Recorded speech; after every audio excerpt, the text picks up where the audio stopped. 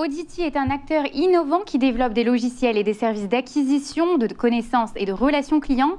La relation client, c'est véritablement l'expertise de ce groupe fondé par Benoît Vaurillon, qui est avec nous. Il va nous raconter comment il affronte la crise et comment il se projette post-confinement. Jean-Marc, c'est à vous.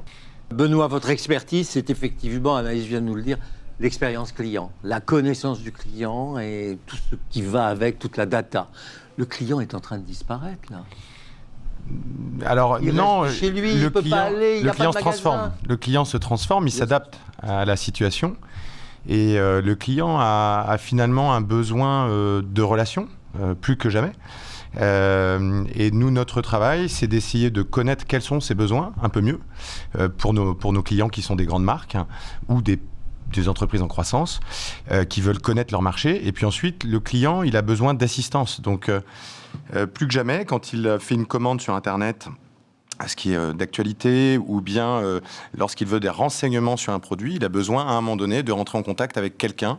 Et on est cette interface humaine ou digitale entre un consommateur et une marque pour essayer d'accompagner justement cette nouvelle vie. Donc là, vous me dites là que le confinement et le deuxième confinement n'a pas cassé votre activité, au contraire. Oui, au contraire, nous on a plutôt une tendance de développement et de croissance, puisque cette vente à distance ou cette assistance à distance connaît une croissance de par le confinement ou les confinements successifs.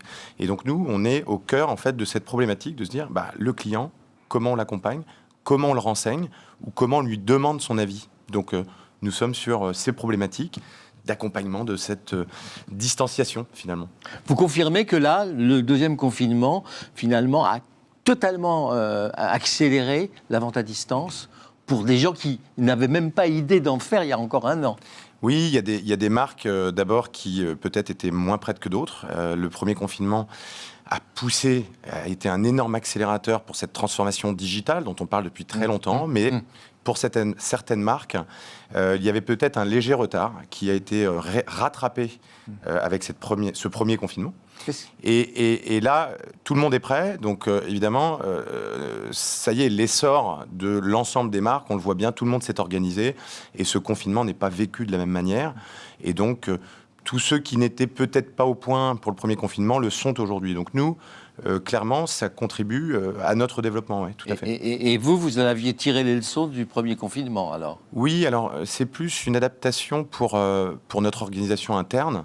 D'abord, cette adaptation, elle est possible quand on a de grandes équipes. Donc, on a pu voir la valeur de nos équipes. Et je les remercie tous les jours pour ça. Cette mobilisation nous a permis de nous adapter dans l'organisation, dans les outils de travail également. Et effectivement, nous, on a été rapidement prêts. Et heureusement, parce qu'en fait, nos clients, les grandes marques, comptent sur nous. Mais elles comptent sur vous. Mais votre activité, vous êtes éclaté aussi, vous, dans le monde entier, presque, non ? Alors, pas encore dans le monde entier, mais en tout cas, nous sommes présents de... dans différents pays. Donc, la problématique, il a fallu là aussi s'adapter. Je crois que c'est vraiment l'agilité. On parle beaucoup d'agilité. Effectivement, il a fallu faire preuve d'agilité.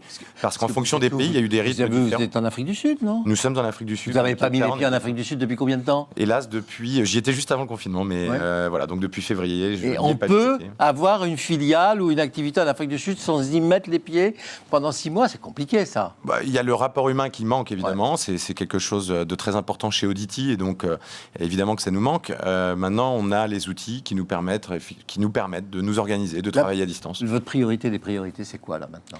Nous, notre priorité, elle est je crois, de continuer à montrer les bienfaits d'une bonne relation client à distance avec des interactions digitales et des interactions humaines. On ne reviendra pas en arrière là-dessus. Non.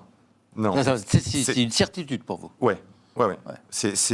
On a besoin des deux canaux, digitaux et humains, pour une bonne relation client. Et je crois que on le prouve plus que jamais, parce qu'avant, il y avait des points physiques, mais ces points physiques n'existent plus aujourd'hui. Et donc, l'humain doit être prépondérant avec une bonne dose associée au digital. Anaïs, à distance. Merci Jean-Marc. Benoît Vaurillon, merci. Je rappelle que vous êtes le fondateur du groupe Audity, spécialiste de l'expérience client.